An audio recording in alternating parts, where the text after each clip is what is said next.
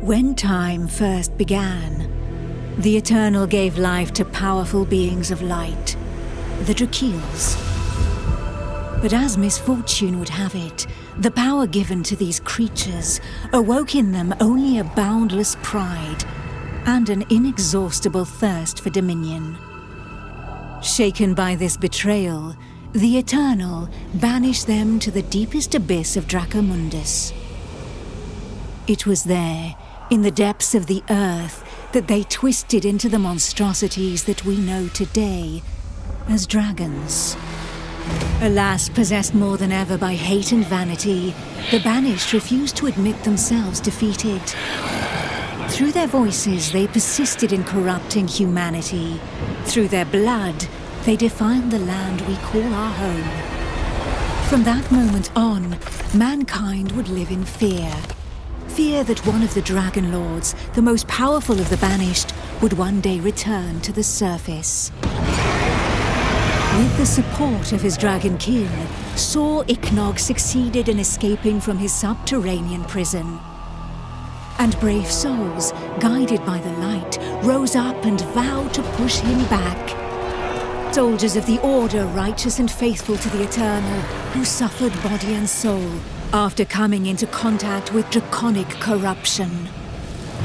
Rare were those who remained impervious to the depraved whispers of the dragons on the outskirts of this gaping breach.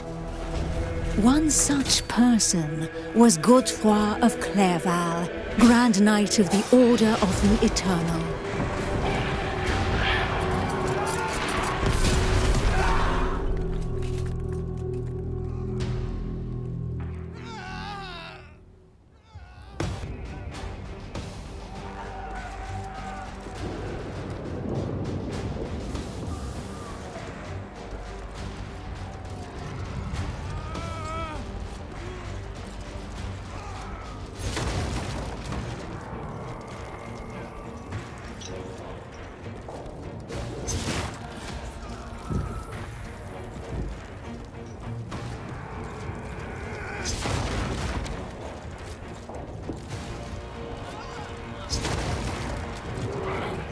The voice of the Dragon Lord blighted people's spirits and petrified their bodies, instilling terror and madness into those who heard it. Never before had a breach so vast been rent between the two worlds.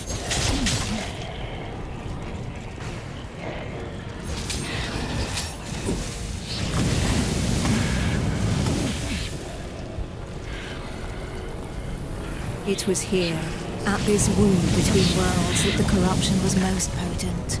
One by one, haunted by the whispers from below, the people succumbed to madness. Draconic blood sullied the earth and corrupted the creatures that trod upon it.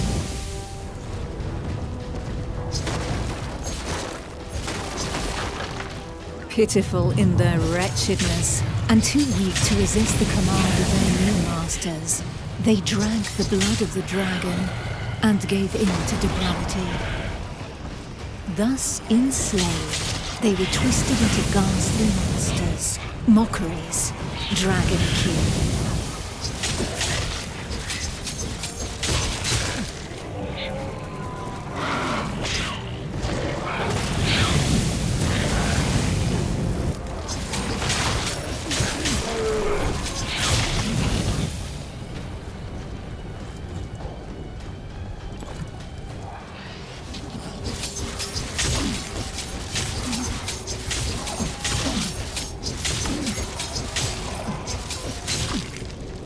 Men, women, children, animals, for as many slaves as there were devoted to their cruel masters, just as many grotesque monsters blindly obeyed any order given to them by their dragon lord.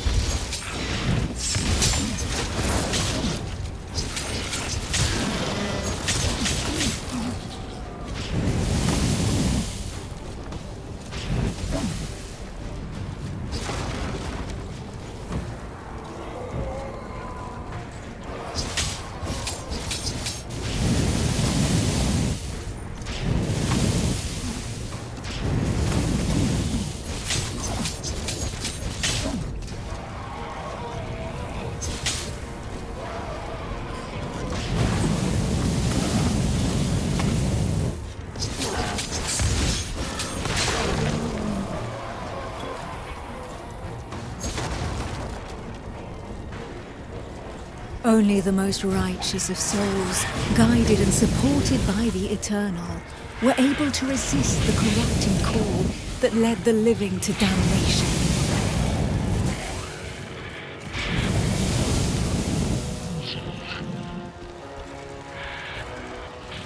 These righteous few bore the feeble flame of man through the darkest shadow, and though it flickered, it would not be extinguished.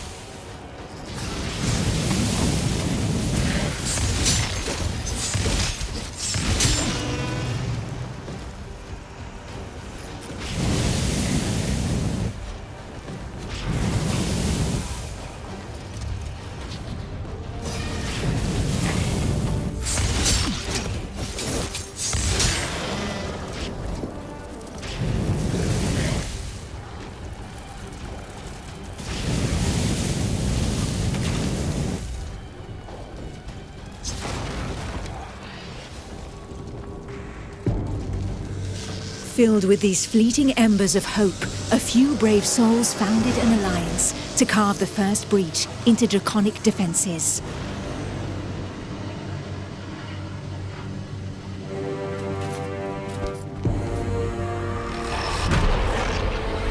Here, the Dragonkin's power was strong.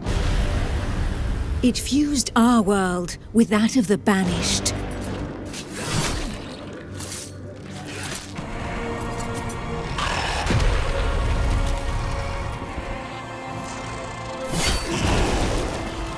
Godefroy of Clairval heroically broke through and shattered their defense barriers.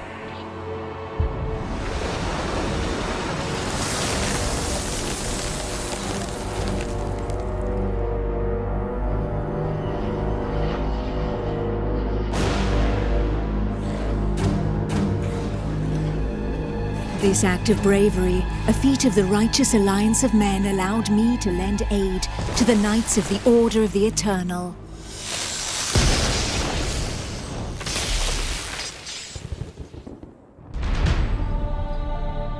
Me, Almantir, Grand Oracle of Pytho Durkan, Dragon Blood, a human altered but not consumed by the draconic blood that flows through my veins.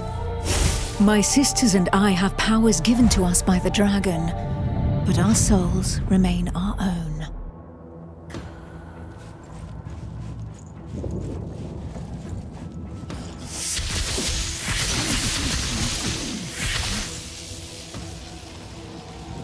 Neither dragonkin nor entirely human, and afforded extraordinary abilities by our forebearers.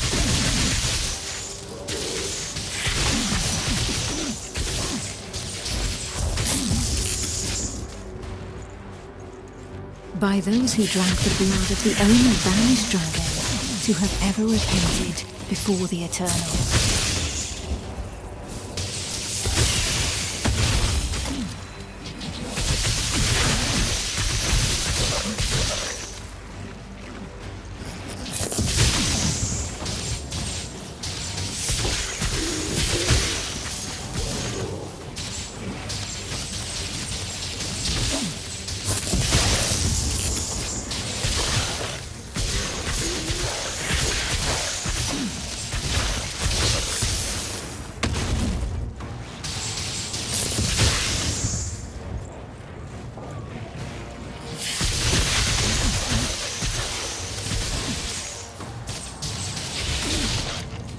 These few drops of draconic blood connected our thoughts to those of the dragons.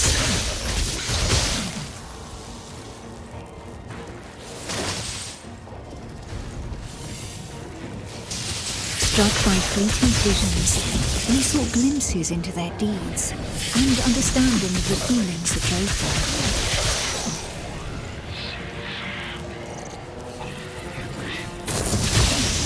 With that understanding came a vulnerability. We soon learned that we were at the mercy of their whispers. The voices threatened to consume us, with no hope of salvation.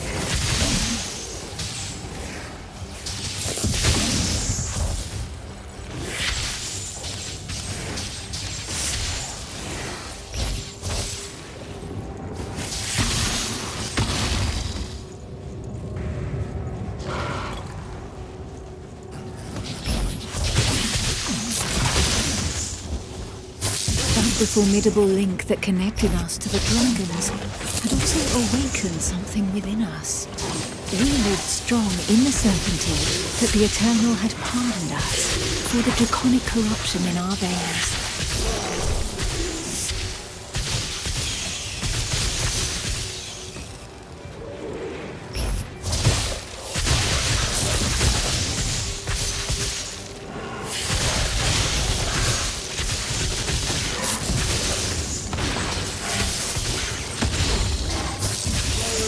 Our civilization fell alongside the blue dragon tightly broken, forcing us to live amongst men in the city of the Order of the Eternal.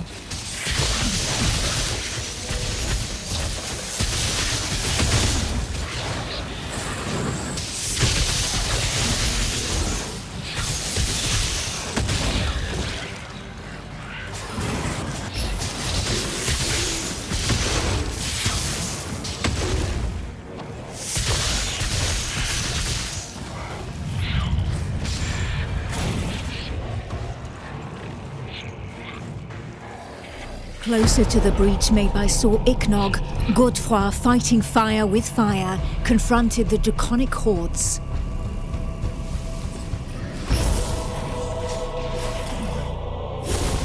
I battled by his side, but my strategy was less direct.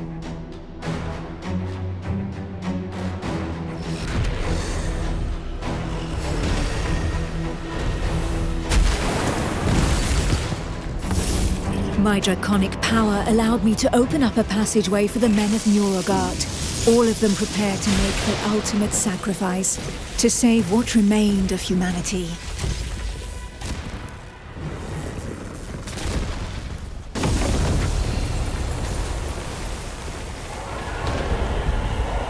Once this invisible barrier had been breached, they knew that their lives would hang by mere threads. But these warriors from the north cared little for the uncertainties of our plan. A hero's death in the heat of battle with their enemy was the greatest honor that could befall them. Led by the pale dragon blood Harald Truelson, the barbarian fleet had but one objective: to lure the enemy into the open sea and leave the path to the breach vulnerable. If a single vessel reached the coast, then this sacrifice would not have been for naught.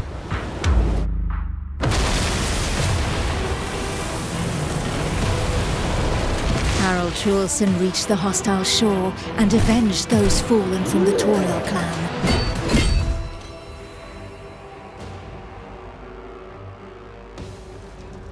The barbarians of Nurogard feared neither pain nor death, and they welcomed violence as they might an old and familiar friend.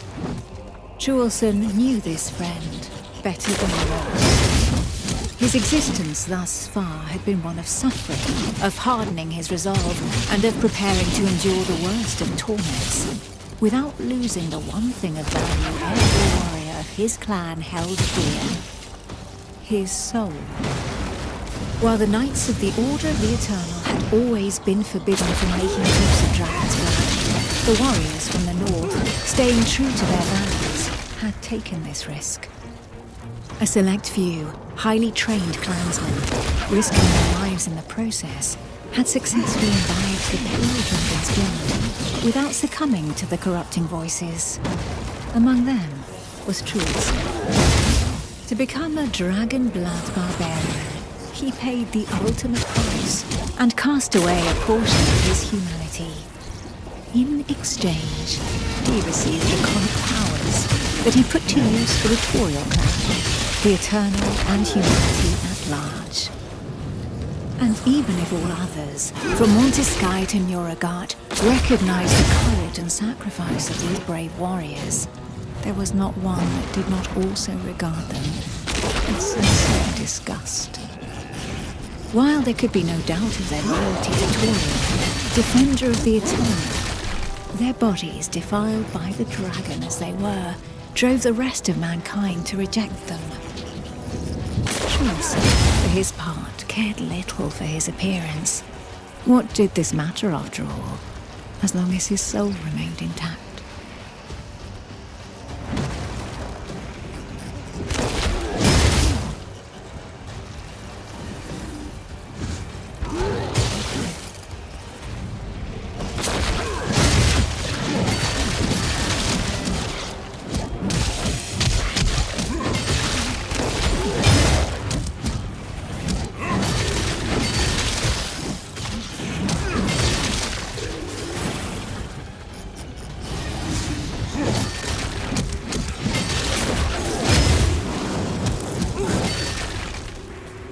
The pale dragon blood had achieved his goal.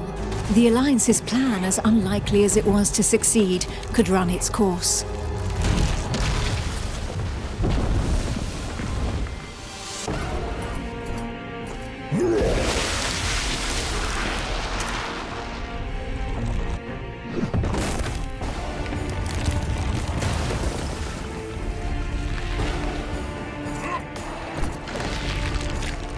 The barbarian waited for the signal that would tell him where to carve a bloody path through enemy defenses and lure the dragons far away from the breach.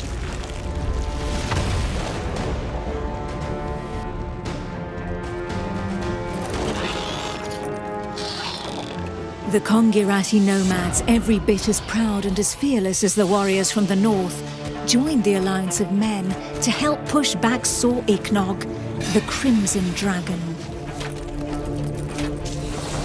Sitting astride their draconic hybrids, these tracker archers faced the dragons steadfastly and seemingly without fear. Not one would allow the enemy to make easy prey of them. Hides, wings, teeth, blood. For the Kongirati, each draconic monstrosity was not only a threat, but also a quarry from which they could gain valuable resources.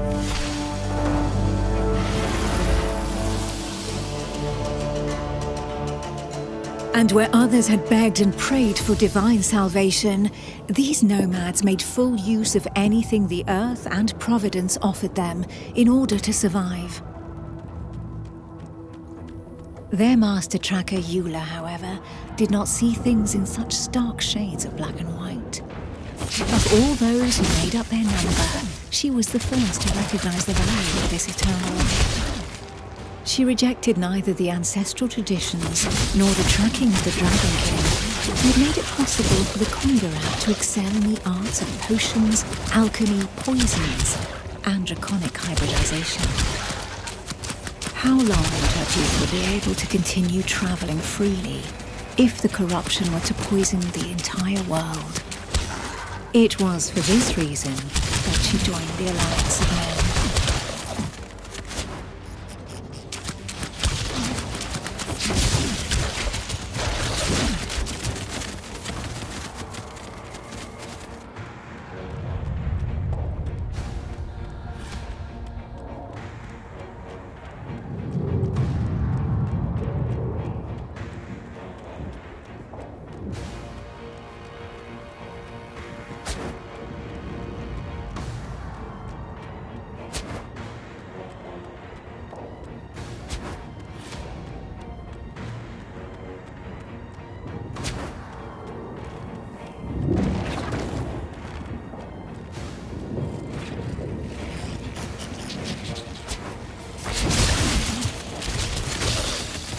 To seal this union, the Order of the Eternal entrusted her with one of their most powerful relics, a single, glimmering scale of light.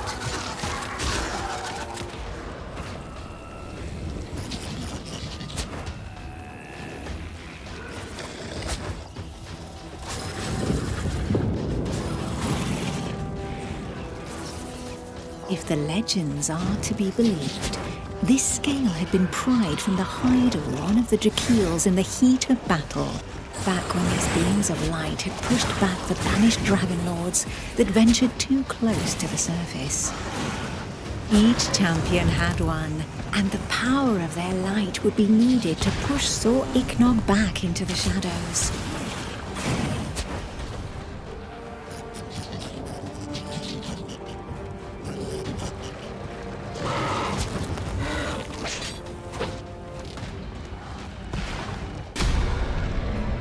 It was up to Yula, armed with her scale of light, to cast the invocation. She would then know whether she had been right to put her trust in the Order and in joining the Alliance.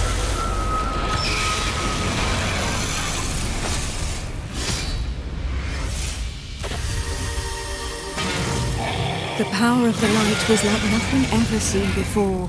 We heard the Dragon Lord howl into our minds, racked with pain and rage.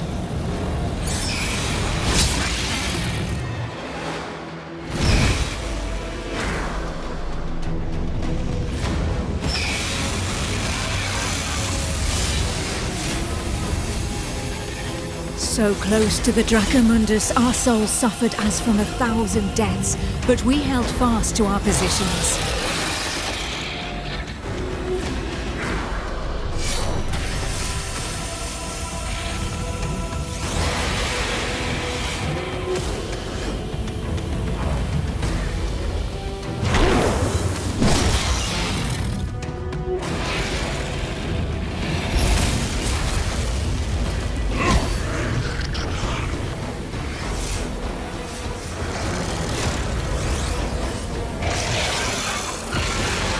Inch by inch, the divine light pushed the corruption back into the breach, and it was thus that the banished lord Sir Eko disappeared once more into the shadows, where he would suffer eternal retribution.